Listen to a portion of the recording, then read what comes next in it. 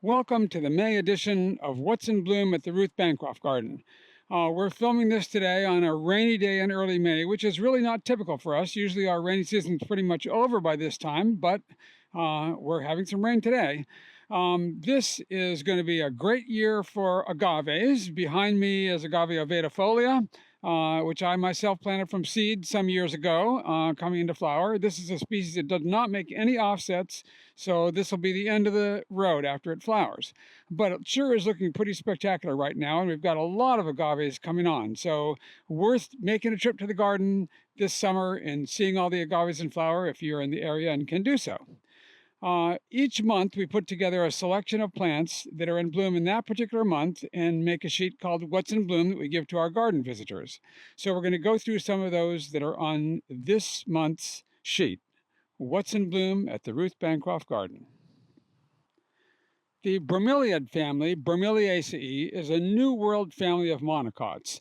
Sometimes it's referred to as the pineapple family because the pineapple is a well-known example from the family, but there are many, many ornamental plants in this group, and amongst them is the genus Puya. The distribution of Puyas generally follows the Andes, from Chile and Argentina in the south all the way up to Colombia in the north, and it includes some of the largest of all the bromeliads. This one right here coming into flower is Puya venusta from Chile. And it's not one of the largest, but it sure is a spectacular plant. The flowers have a bright pinkish red stalk and then clubs at the tip that are initially pink when only the bracts are visible. But when the flowers come out, you get this pop of purple blue.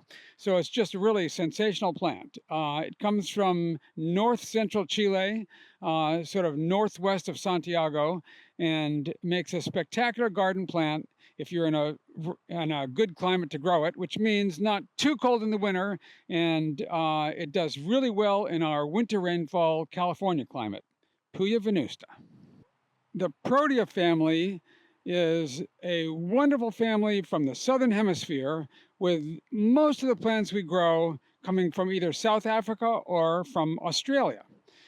Amongst the South Africans is a genus called Leucospermum, and they are commonly known as the pincushions, and that's because they have long styles that protrude from the flower cluster like a pincushion.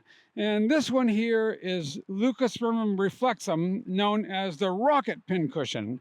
And unlike most of the pincushions, which have their stigmas sticking in all directions, on this one, they stick downwards, and it looks like a rocket taking off, so that's why they call it the rocket pincushion.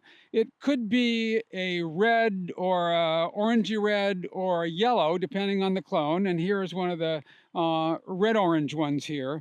But it's just an amazing plant, and oftentimes people refer to this as a flower, but it's really a flower cluster. There's a bunch of little flowers here, all in a group. Here is a more typical Leucospermum with the stigma sticking in all directions. That's a cultivar called high gold. But with reflexum, you have this downward pointing stigmas, which is very characteristic of that species. Leucospermum reflexum. The Protea family is well represented in both South Africa and in Australia. So the Leucospermums, or pincushions, are South African representatives of the family, and the Banksias are Australian representatives. So this is one of the Banksia. This is Banksia blechnifolia. The name blechnifolia refers to the resemblance of its leaves to those of a blechnum fern. Most Banksias are more of a shrub, whereas this one sort of creeps along the ground with these fuzzy stems that extend outward, and the flower comes at the tip of the stem, and then next year it'll have crept farther and will produce a new set. So here are this year's inflorescences. This is one from last year that's now at the seed setting stage. The flower heads have many, many hundreds of flowers on them, all packed together, and the flowers are quite small individually, and the flowering progresses from the bottom to the top. This one's just about at its end. This one's about 3/4 of the way up, working its way through the flowering process. Banksia blechnifolia. Aloe is a large genus in the asphodel family. known well because of aloe vera, famous for its medicinal properties. But aloes have a big distribution across Africa and up into the Arabian Peninsula and across to Madagascar in the Indian Ocean. This is one of those from northeastern Africa. This is Aloe schoelleri from Eritrea. So it's got a very unusual flower color. So the flower color is kind of a pastel pale orange color, but with tinges of yellow and green and mauve in it too. Really a wonderful combination, although subtle. This is a very large growing aloe. You can see the size of the rosette here, normally single headed and with a branching inflorescence and flowering in springtime. Aloe schoelleri.